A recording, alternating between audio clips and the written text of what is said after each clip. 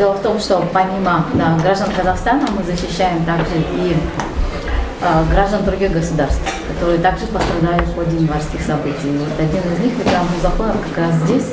Мы планировали, что мы дадим слово на пару минут, но, к сожалению, вот видите, из-за того, что нам отключили свет, я не знаю, Викрам потом добавит. Я хочу сказать, что мы, наша организация, конкретно я, защищаю 5 граждан Узбекистана, которые пострадали вместе с Викрамом от пыток. Они подверглись пыткам в одном месте в одно и то же время. И вместе с ними в общей сложности 100 мигрантов из стран Центральной Азии подверглись пыткам в Алматинской области. Расследование до сих пор ведется, подозреваемых до сих пор нет, вот уже 2 года прошло. И я хотела бы объяснить, почему мы занялись делом о пытках, несмотря на то, что наш основной фокус был на дела, связанные с нарушением права на жизнь. Дело в том, что именно в этом деле мы усматриваем намерение, почему эти люди подверглись пыткам. Во-первых, это hate crime, то есть преступление на почве ненависти. От чего возникла ненависть? Потому что граждан стран Центральной Азии официально объявили террористами. Что якобы именно из этих стран в нашу страну прибыли многочисленные террористы. И вот именно мигранты на этой почве подверглись пыткам. Все, кто пытался вернуться к себе на родину, по пути были задержаны и подверглись пыткам. И вот в настоящий момент 5 граждан Узбекистана находятся под нашей защитой, нашего фонда по этому уголовному делу. И еще один очень важный момент. В ходе этого дела выяснилось, что в допросах вот этих мигрантов, подвергшихся пыткам, участвовали российские военные. Это к вопросу об участии войск УДКБ. Помимо, по всей видимости, расстрела и разгона мирного собрания, они еще участвовали и в допросах. И видели, как минимум, видели то, что люди подверглись пыткам, и ничего об этом не сказали, никому не сообщили, что тоже является преступлением.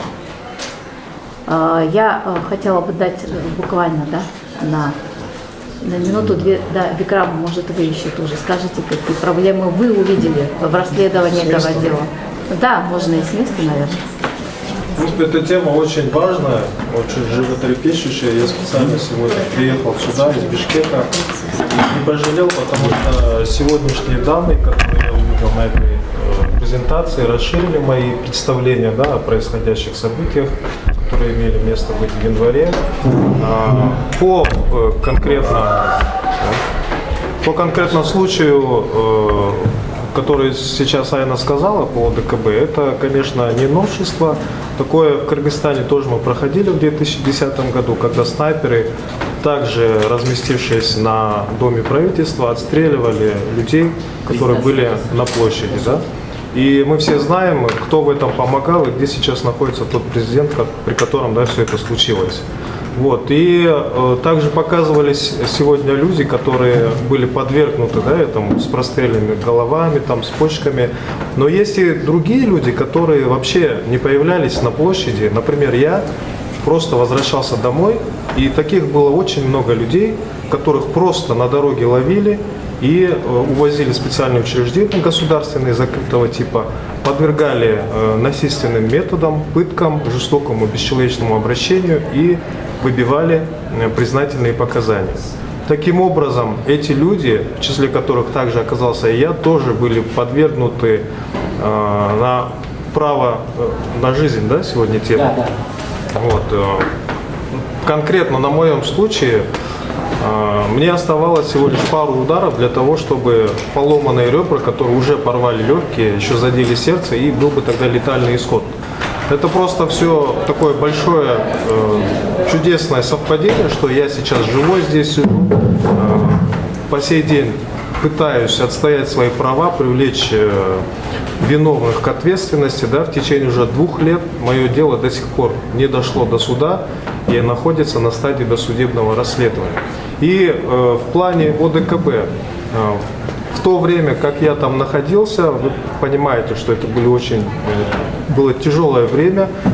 бесконечные допросы, во время которых тебя избивали, пытали. Помимо допросов тебя также могли в коридор вывести или в камере прям бить. И во время одного из таких вот допросов я попал к лицам славянской внешности, да? Но русских, в принципе, в органах тоже много работает в Казахстане, да? Почему я думаю, что это ОДКБ? Потому что, когда меня вели на допрос, то есть там в коридоре, кто хочет тебя, тот и бьет, да?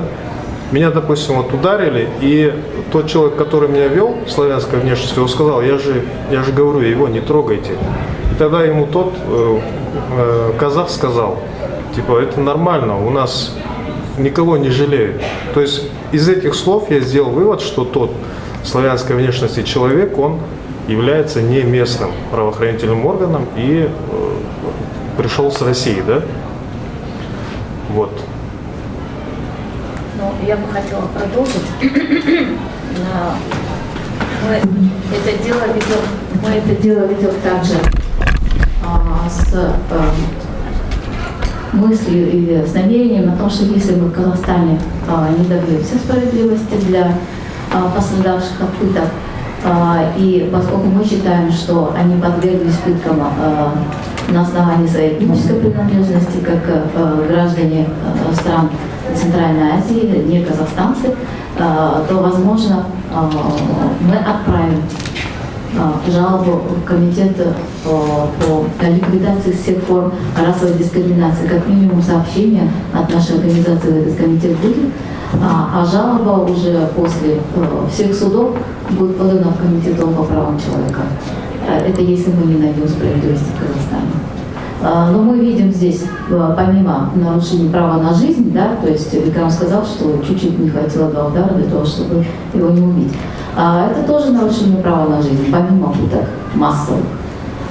И вот эти массовые преступления, произвольное задержание, как это называется в международной практике, когда без оснований людей задерживают, арестовывают, массовые пытки и убийства, все это вкупе составляет преступление против человечества. Это уже преступление, которое подпадает под универсальную юрисдикцию в ряде стран и не имеет срока давности. И я тоже хочу этим оправдывать всех, кто эти преступления совершил. Спасибо. Я хочу продолжить. У меня все-таки 2 слайда оставалось. Это, во-первых, про правовую помощь во время январских событий. Важный момент. И про наши выводы предварительные и наши рекомендации. Вот я вам показывал фотографии, где людей из больницы забирали, в каком состоянии, да, смертельной опасности для их здоровья, для жизни. Так вот, у нас вот есть вот столько-то, десятки материалов, этих людей изымали из больниц, и потом, через какое-то время, подвергая пыткам, то есть не сразу, а там через неделю, вот их изъяли 7-8, а в суд их отвозили, точнее, был выездной суд в СИЗО ВВС, санкционирование ареста. То есть судьи приезжали в это заведение, вот адвокат не даст соврать, на жесткого, даже с готовым постановлением, но возьмем даже обычное вот постановление Следственного суда. Я хочу обратить внимание судей, судейского сообщества, что давать санкцию на арест человека, который лежит на полу, истекает кровью, которому сделали операцию, он имеет огнестрельное ранение, и давать, подвергать его жизнь опасности, это нарушение права на жизнь. Вы не могли такую санкцию давать. Это прямое нарушение. Прямое нарушение права на жизнь. Право на справедливое судебное разбирательство. Презумпция невиновности. Вот это все вместе вы нарушили, судьи следственных судов. Еще при так называемых этих заседаниях присутствовали адвокаты. Я так понимаю, по назначению. По назначению государственные. Да. И вот эти адвокаты, я ни одного адвоката не слышал, который бы вышел и сказал, что такое, почему дают санкцию раненым людям. Ни один адвокат об этом не сообщил. Они об этом помалкивают. Я в этом усматриваю грубое нарушение адвокатской этики. И я не знаю, они это обжаловали в горсуде или нет.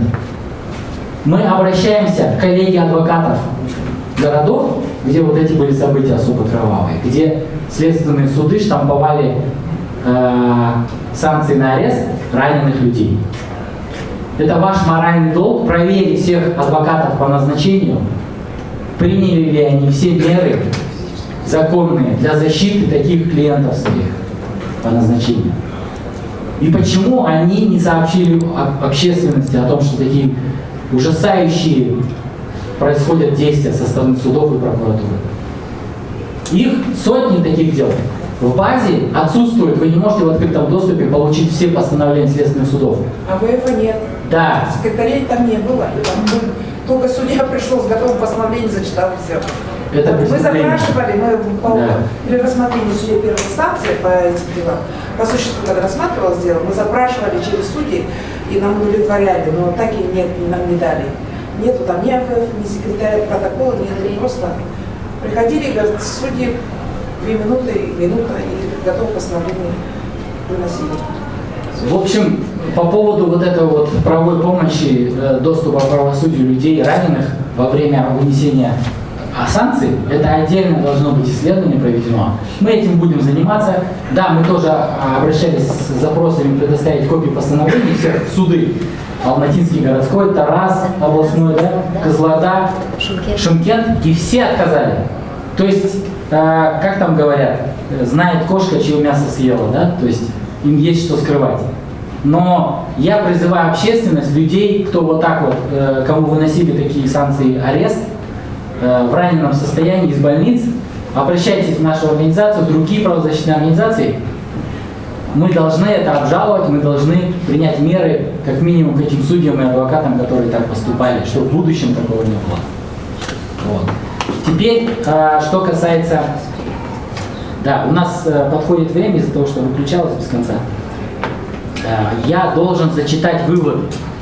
Предварительные выводы, предварительные нашего расследования. Мы еще будем продолжать. Но мы их должны озвучить просто для истории морально. То есть это долг перед обществом. С ними можно не соглашаться, но эти выводы исходят из тех совокупности данных, которые мы имеем на данный момент. Следующие выводы предварительные, которые мы будем дальше развивать, и некоторые из них мы пришли к ним, потому что действия от обратного, нету доказательств обратного.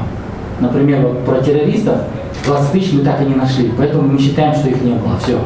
То есть, если кто-то считает, что они были, пусть докажет это, а мы посмотрим. Смотрите, вот выводы предварительные. Действия спецслужб не были направлены на защиту мирного собрания и мирных демонстрантов и заключались в подавлении протестов. То есть никакого они там никого не защищали, хотя должны были, их долг был защищать мирных от немирных, да? И точечно применять меры. Они этого не делали. Их цель была в совокупности подавить протесты. Все. Поэтому они так действовали. Видео я вам показывал, вы там сами видели, кто начал. Спецслужбы применяли террористические методы путем привлечения криминальных структур и провокаторов, которые, в свою очередь, похищали людей, совершали убийства, и в целом силовые структуры применяли неизбирательно летальное оружие армейского типа. Я вам показывал фото, все эти вооружения и так далее, все эти факты. Этим фактам никаких пока оценки широкой мы не видели, но мы к таким выводам приходим. Вот. Мы всегда искали террористов, а оказалось, что спецслужбы способны на это сами. Морги могли выдать большое количество тел погибших без процедуры вскрытия и установления причин смерти. У нас есть такие подозрения, что количество смертей намного больше, и это невозможно установить, потому что морги заставили всех забрать тела. Медицинские организации под давлением спецслужб выписывали раненых из больниц, несмотря на опасность для здоровья и жизни пациентов, что есть нарушение права на жизнь. Войска ОДКБ не сдавали образцы в пульзовизотеку, в связи с чем они могли совершать любые преступления и не быть привлеченными к ответственности. государство не обеспечило независимое, беспристрастное, оперативное, тщательное, эффективное, заслуживающее доверия и транспарентное расследование смертельных случаев, связанных с январским событием. Даже те дела, которые дошли до суда, они либо с меньшей квалификацией идут, либо не все привлечены к ответственности, кто должен. Вот сколько примеров разглядел. И, соответственно, требования по независимому, беспристрастному оперативному расследованию оно не обеспечивалось. Тщательность не обеспечивалась. То есть небрежно все делалось так, чтобы концов не было. Во многих случаях адвокатская помощь задержанным не была эффективной и нарушала право на защиту в моменте. Потом силами отдельных адвокатов, которых мы знаем, какие-то дела все-таки дошли до судов, кто-то был осужден, но это героический подвиг отдельных адвокатов, а не система адвокатуры в целом. На примере следственных судов мы видим, что система адвокатуры дала сбой, допустив это все. Суды нарушают принципы независимого, справедливого, публичного, беспристрастного процесса. Засекречивание дел нарушает принцип публичности процесса. То есть единственная причина, почему засекречивание, это просто скрыть связанность спецслужб и криминала в организации беспорядка. Я так думаю. Вот. Поэтому очень жестко это все засекречено. Теперь, какие мы даем рекомендации? Прямо здесь и сейчас. Рассекретить все дела, связанные с январскими событиями, в особенности касающиеся работы полиции и спецслужб. Любой адвокат, который там сейчас защищает интересы граждан, скажет вам, что, как правило, нет там никаких секретов. Нету. Вот. И единственная причина, почему это засекречивается, как я говорю, это полностью, чтобы картина не открылась, как спецслужбы этому всему привели. Провести расследование применения оружия со стороны войск стран ОДКБ. Об этом нужно отдельное расследование. Фактов, видеофактов достаточно, но никакой правовой оценки этому не дается, и мы не знаем никакого дела, которое бы этим занималось. Внести изменения в соглашение в рамках ОДКБ о взятии образцов пули гильзотеки всего оружия, которое может быть ввезено в Казахстан, как в рамках миротворческих операций, так и в других случаях. В любых случаях никакое оружие не должно завозиться без взятия образцов. Если вы запускаете оружие в Казахстан без взятия образцов, вы даете лицензию на убийство. Просто все. Это прямое нарушение права на жизнь. Провести расследование, установить количество тел погибших, выданных из моргов без проведения СМЭ. То есть, как я говорил, не выкапывать этих людей, это уже все. Вы просто таким образом травматизируете людей, да? Морально. Вы должны просто установить количество тел, которые выдали без судмедэкспертизы. Просто количество. И мы должны об этом как общество знать.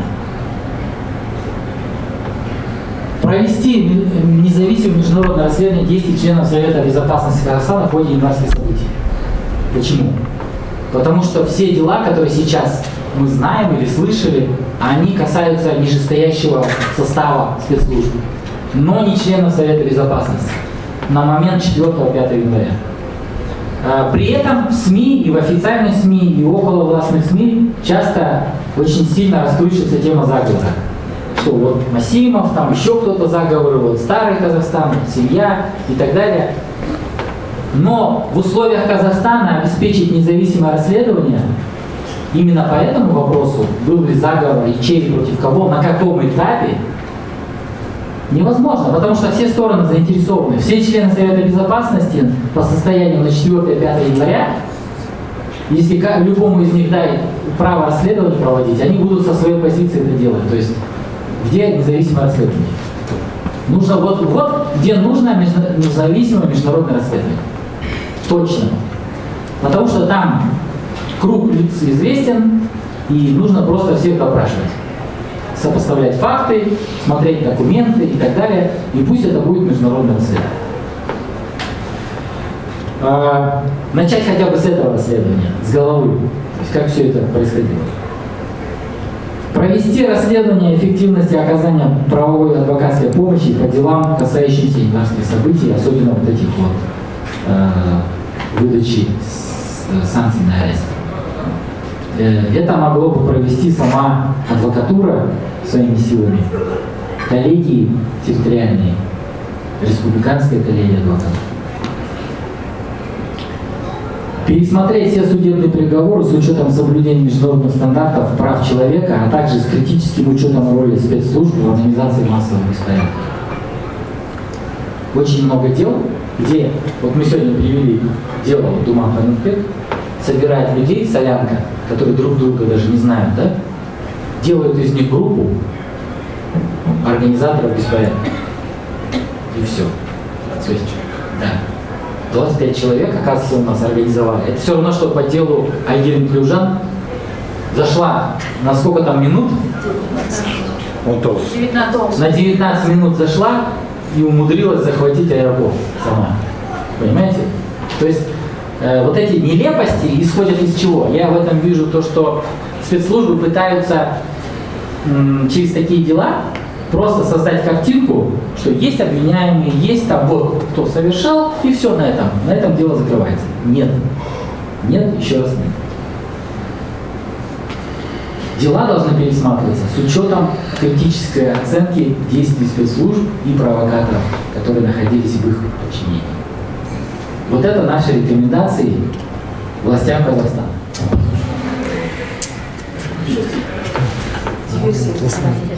Пора, по-моему, завершать. У нас уже... здесь у нас... нет, не может завершить пока. У нас есть люди, которые приехали